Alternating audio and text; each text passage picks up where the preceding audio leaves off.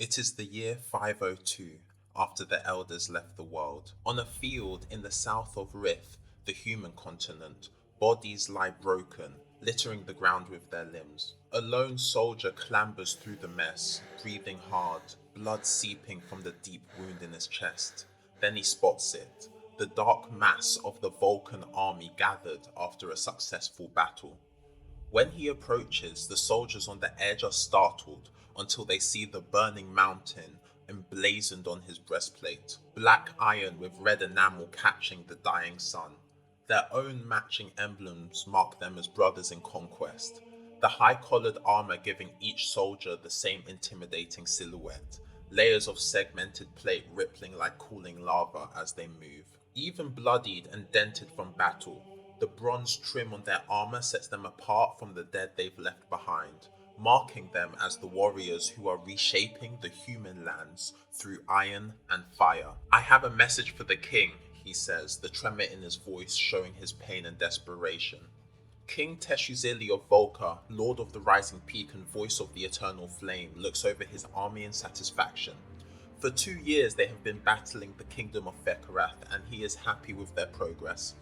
Fekarath, known for their metal workers, are a key placement in the ultimate goal of the mighty Vulcans, domination of all Rith. He is surprised when the messenger arrives. Hatu, what are you doing here? He says. You are injured. Hatu bows low, almost collapsing as he does. "Your Highness, I bring grave news." He looks up at his king. "Warlord Villainous has taken your son." Then he falls to the ground, never to rise again. The Vulcan Empire was founded in 450 AE by Teshuzili's grandfather with one aim: to dominate all of human land, bringing it under one rule in the name of Elder Antheron. Every king was a warrior king, and Teshuzili was no different. While his father before him had struggled much of his reign with internal strife, when Teshuzili took the throne as the third king of Volca in 493 AE, he quickly brought the whole kingdom to heel, showing his strength and political skill. He didn't make any major moves for quite a few years into his reign, and then, in 500 AE, he launched an offensive into the lands of Fekarath. Fekarath was a major kingdom of Rith at the time. Established in 407 AE, they were notable for being naturally surrounded by mountains, controlling the mountain passes, and having their settlements in river valleys between. The land was rich in iron and copper deposits also, making its resources and its placement attractive to the ambitious Teshuzili. He took his Vulcan army over the mountains on a grueling journey, losing many, but the Vulcans were bred for war. Despite reduced numbers, upon reaching the lands of Fekarath, they started cutting through the defenders with ease. Teshuzili knew that he wouldn't live forever, but fortunately, he had a son to take his throne like he had taken his father's. His son was Prince Matalun. Deciding the young prince had to learn to be a warrior, Teshuzili took Matalun with him on the campaign, teaching him the ways of war. Matalun was never out of danger, not completely, but his father did take pains to make sure the young prince was away from most of the frontline fighting, often in reserve forces or camps further back while Teshuzili led the main army. This was the situation in 502 AE.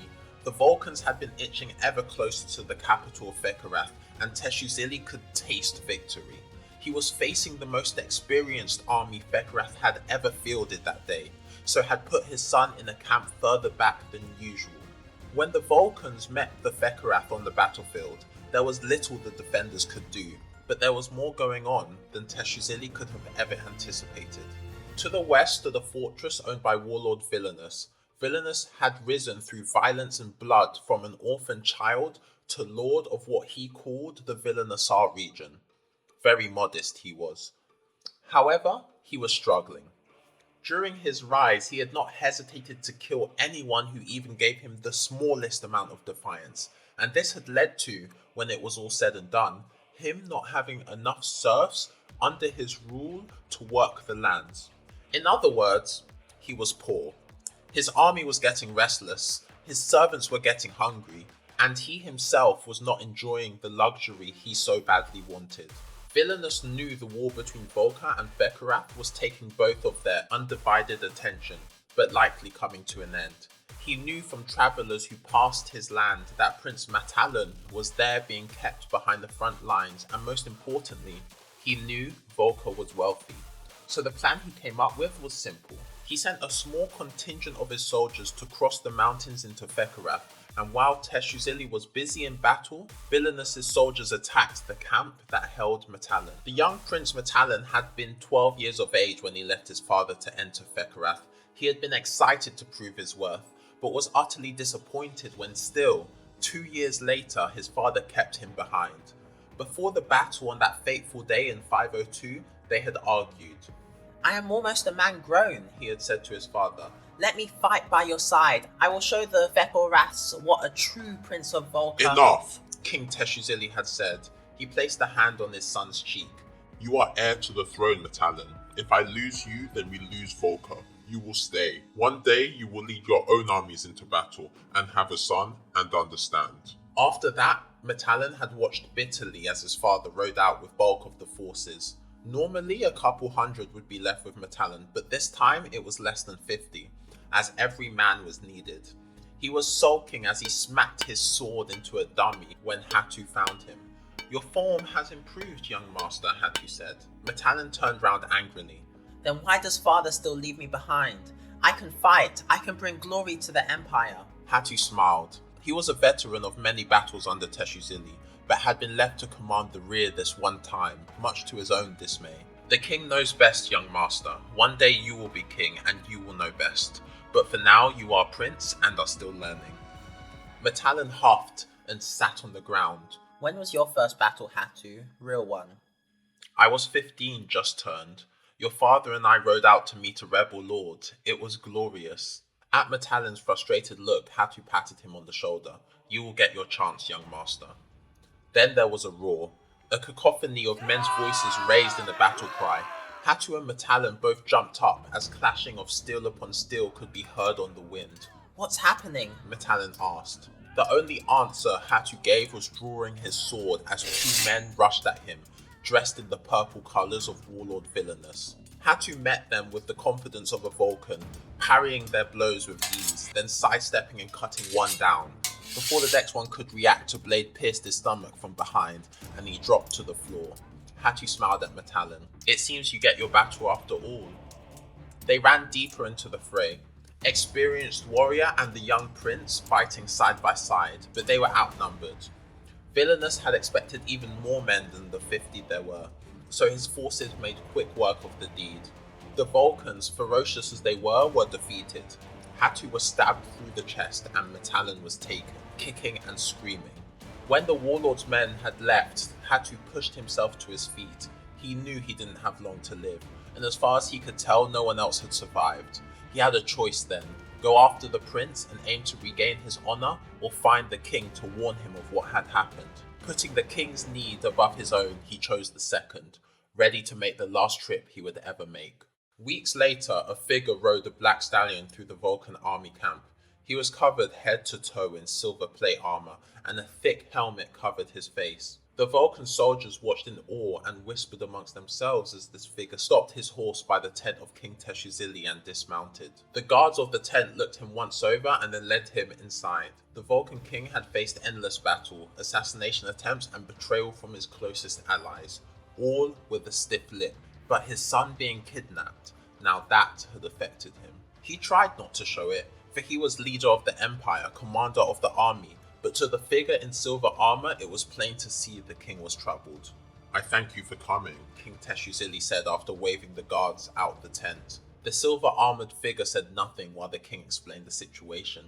In most cases the king would expect more respect, but this was not most cases. For the person who stood before him in silver-plated armor was the legendary Immortal Knight, the Eternal Warrior, the undead mortal, the man death feared.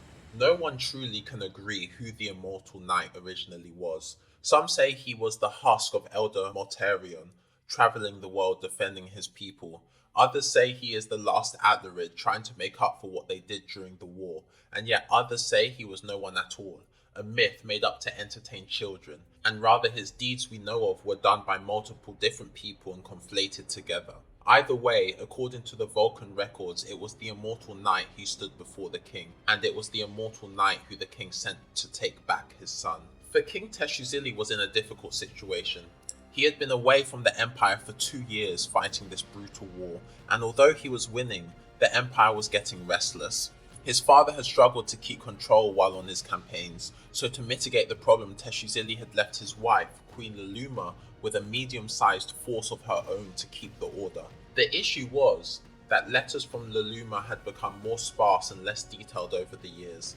Teshuzili felt he might be losing the loyalty of his own wife, and if that was so, he could not allow her or anyone else in the Empire to know what had happened to Metallan. On the other hand, Teshuzili was so close to defeating Fekarath that he could barely spare even a single soldier. The army that he had crossed the mountains with 2 years earlier was the same army he was still fighting with.